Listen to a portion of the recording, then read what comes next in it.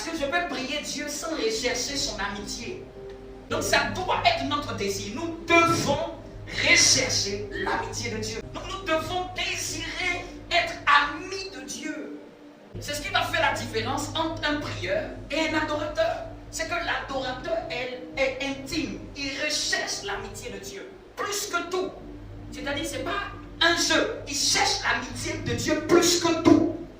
Quand quelqu'un n'a pas appris à rechercher l'amitié de Dieu, au fait, sa relation avec Dieu n'est pas solide.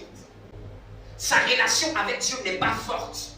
Sa relation avec Dieu peut trébucher à un moment ou à un autre. Mais je vous le dis sincèrement, quand quelqu'un a appris à entrer dans l'intimité de l'adoration avec Dieu, qu'on monte, qu'on descend, il ne peut jamais abandonner Dieu. Il peut traverser même des galères, des situations difficiles. Mais il y a un genre d'amour qu'il a pour Dieu qui fait qu'il ne peut pas abandonner Dieu. Un homme de Dieu pouvait dire, il dit, ta vie et ton parcours est en fonction de tes fréquentations avec Dieu. C'est-à-dire que tu ne peux pas dire que je veux aller loin dans ma vie. Ça va être déterminé par les gens de fréquentation que tu as avec Dieu. Ce que je suis aujourd'hui est le reflet de mes fréquentations avec Dieu. Personne ne peut abandonner Dieu en état adorateur. Personne. Je vous mets en défi. Je ne peux pas voir un vrai adorateur qui abandonne Dieu. Adorer Dieu, c'est-à-dire que tu l'aimes. Adorer Dieu, là, c'est aimer Dieu. C'est aimer Dieu. Ça n'a rien à voir avec ce qu'il fait. Ça a à voir avec ce qu'il est. C'est sa personne même que tu aimes. Sa présence que tu aimes. C'est le gars actuel. On peut dire tu es amoureux ou amoureuse de lui.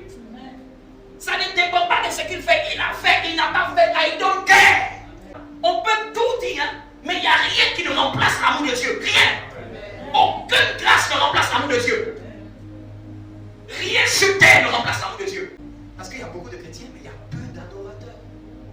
Mais ceux qui sont adorateurs, ils sont toujours inscrits dans le nom de Dieu. Le nom reste dans l'histoire. Amen. Le nom reste dans l'histoire. Adorer Dieu, là, c'est obéir à Dieu. C'est aussi notre dimension d'adoration. Obéir à Dieu. La fois dernière, je vous ai dit, Enoch est comment Dieu a laissé tout le monde. Et puis Dieu enlève Enoch. Qu'est-ce qu'il est? Qu'est-ce qu'il est ce gars-là? Mais le seul verbe qu'on nous dit de lui, le seul verbe, j'ai dit, on a dit Enoch marcha avec Dieu. Marcher avec quelqu'un, c'est-à-dire que tu suis sa cadence. Tu suis son rythme. Tu suis sa volonté. Tu suis sa directive. Marcher avec quelqu'un, c'est dur, hein? C'est accepter que la personne te conduise là où même tu n'avais pas prévu d'y aller. On n'a pas dit Enoch pria, on dit Enoch marchait avec Dieu. C'est ça que Dieu a toujours recherché. Dieu n'a jamais recherché des prieurs. Adorer Dieu, c'est marcher avec lui. C'est lui être soumis. Adorer Dieu, c'est être honnête avec Dieu. Quand quelqu'un est faux, ce qu'il ne sait pas dans cette histoire-là, il y a une personne qu'on ne peut pas blaguer. C'est Dieu. On peut faire le faux avec l'homme de Dieu, le faux avec nos bien-aimés. On ne peut pas faire le faux avec Dieu. Être adorateur, c'est être honnête avec Dieu. Si tu ne peux pas être honnête avec Dieu, tu vas être honnête avec qui? Si dans ta chambre, tu ne peux pas dire à Dieu tes incapacités, tes insuffisances, ce que tu n'arrives pas à faire, ce qui est difficile pour toi, c'est avec qui tu vas pouvoir dire ça?